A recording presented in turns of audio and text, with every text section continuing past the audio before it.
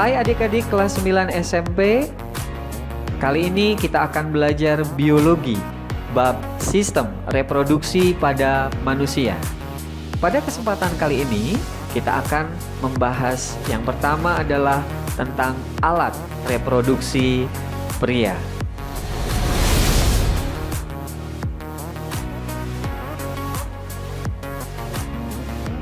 Alat reproduksi pria ini dimunculkan dalam soal ujian nasional.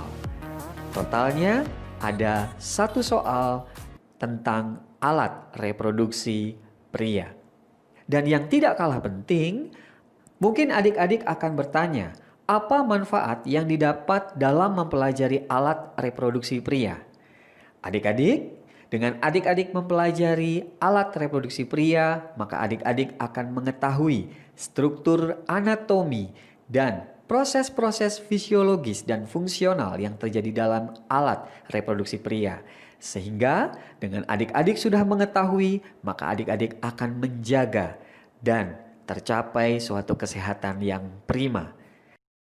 Adik-adik, alat reproduksi pria terbagi menjadi 2 bagian.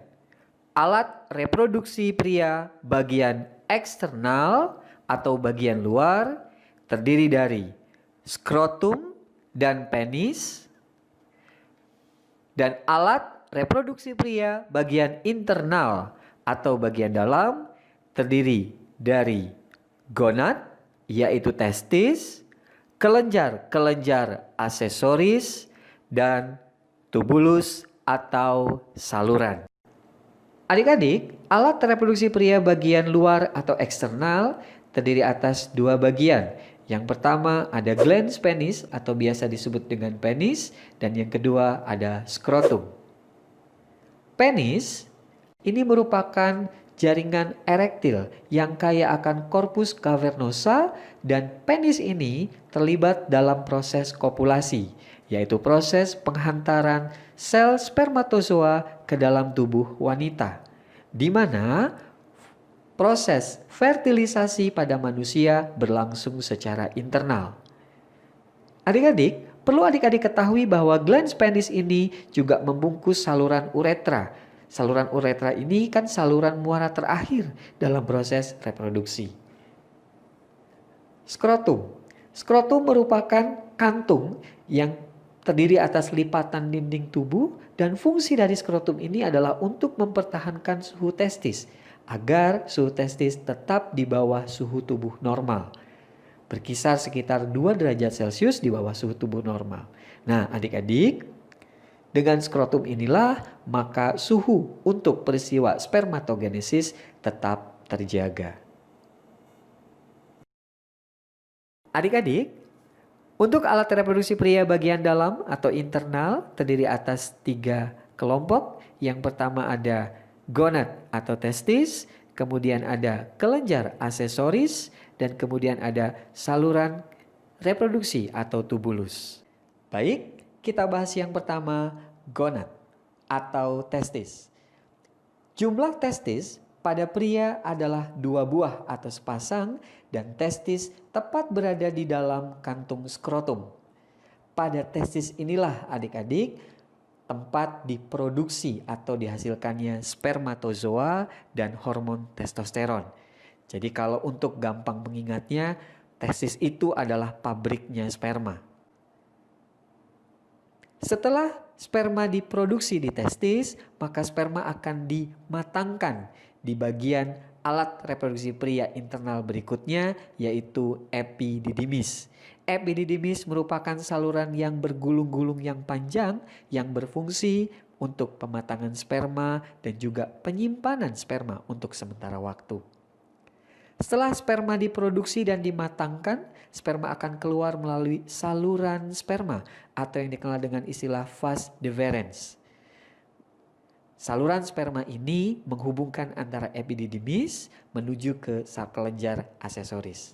Nah, adik-adik mungkin pernah dengar, selain pada wanita juga terdapat kontrasepsi atau KB pada pria. Nah, salah satu kontrasepsi pada pria yang dikenal dengan istilah vasektomi itu adalah pengikatan atau pemotongan bagian vas deferens ini. Baik, alat reproduksi pria internal yang berikutnya adalah kelenjar aksesoris. Adik-adik, kelenjar aksesoris ini terdiri atas 3 macam. Yang pertama ada vesicula seminalis, prostat, dan kelenjar bulbouretra. Nah, perlu adik-adik ketahui nih, kelenjar aksesoris ini fungsinya adalah untuk mensekresi cairan semen atau cairan sperma. Yang pertama, kelenjar aksesorisnya adalah vesicula seminalis. Vesicula seminalis ini nanti akan menghasilkan cairan semen yang jumlahnya hampir mencapai 60% dari total cairan semen yang diproduksi pada sistem reproduksi pria. Di mana vesicula seminalis ini akan menghasilkan cairan semen yang fisiknya kental, berwarna kekuningan, dan bersifat basah. Pada cairan semen ini kaya akan fruktosa, enzim penggumpal, senyawa asam askorbat, dan juga prostaglandin. Nah, adik-adik, untuk kelenjar aksesoris yang kedua itu adalah prostat. Prostat di sini adalah kelenjar aksesoris yang akan menghasilkan cairan semen yang lebih encer dibandingkan yang diproduksi oleh vesicula seminalis tadi. Pada prostat ini dihasilkan juga enzim-enzim anti gumpal dan juga senyawa sitrat yang berfungsi sebagai nutrisi untuk sperma.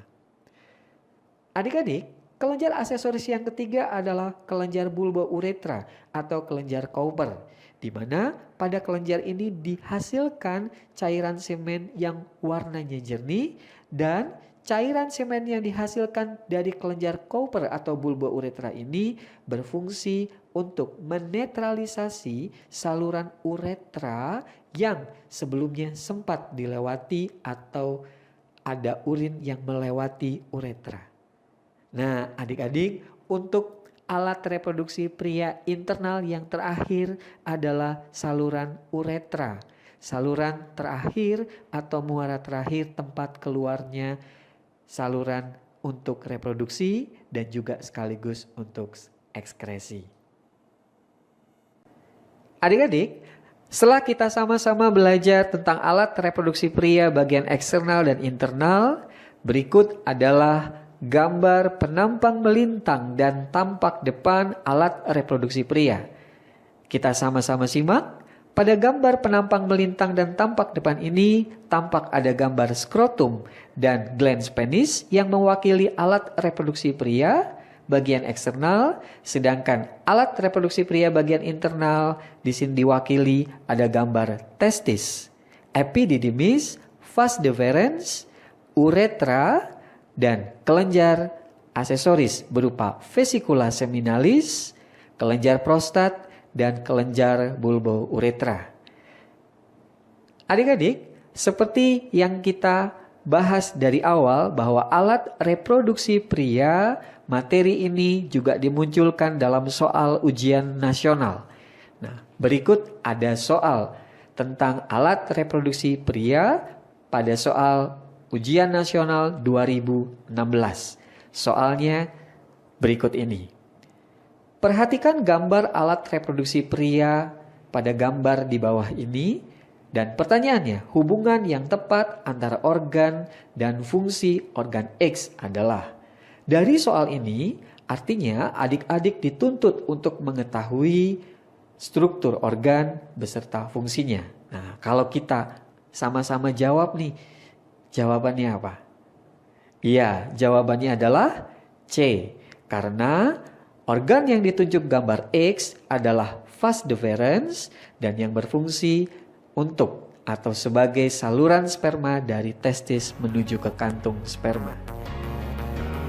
Baik adik-adik, demikian pembelajaran sistem reproduksi pada manusia. Tepatnya adalah bagian alat reproduksi manusia. Semoga bermanfaat dan kita lanjutkan ke sistem reproduksi pada manusia untuk alat reproduksi wanita.